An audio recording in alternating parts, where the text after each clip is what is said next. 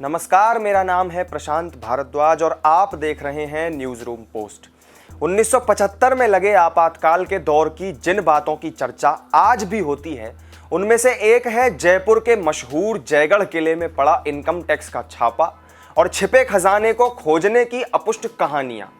उस दौर में इंदिरा गांधी सरकार के खजाना खोजने की खबर पूरी दुनिया में इतनी तेजी से फैली कि पाकिस्तान के तत्कालीन प्रधानमंत्री जुल्फिकार अली भुट्टो ने पत्र लिखकर इंदिरा गांधी से खजाने में आधे हिस्से की दावेदारी भी कर दी थी।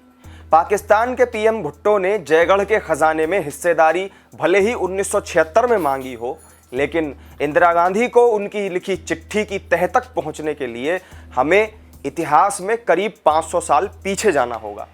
साल 1581 में अकबर ने अपने सेनापति मान सिंह को अफगानिस्तान के विद्रोही कबीलों का सिर कुचलने के लिए भेजा था।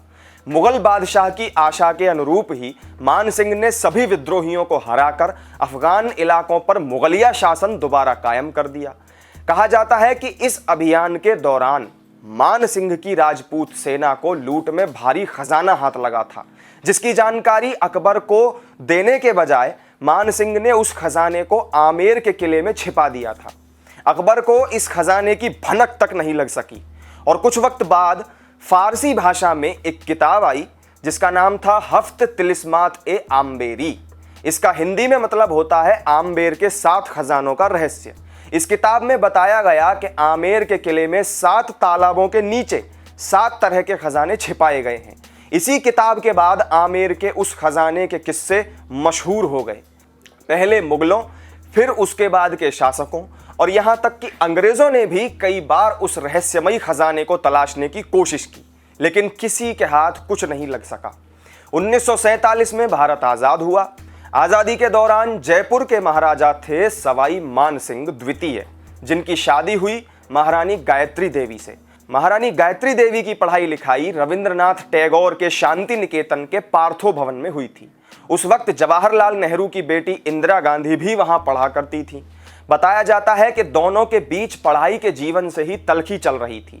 शादी के बाद कूच बिहार की राजकुमारी गायत्री देवी जयपुर की महारानी बन गईं और इंदिरा गांधी देश की प्रधानमंत्री बनी।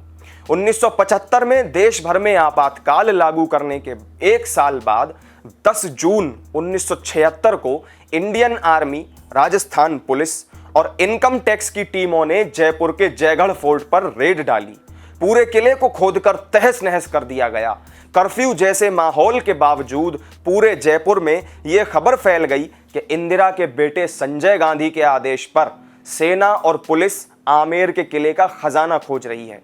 सवाल उठा कि खजाना अगर आमेर में है तो फिर छापा जयगढ़ में क्यों लगाया जा रहा है?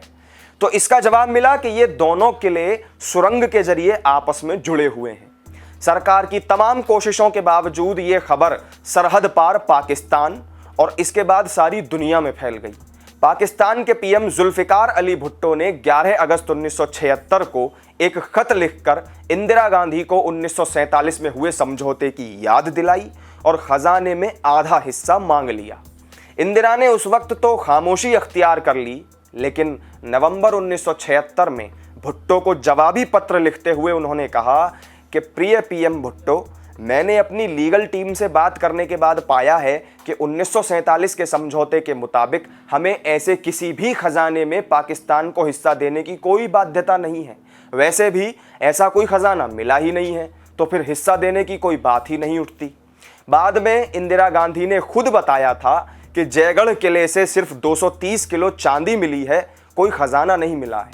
इंदिरा की इस टिप्पणी के बावजूद आज भी उस खजाने को लेकर जयपुर में कई अफवाहें मशहूर हैं।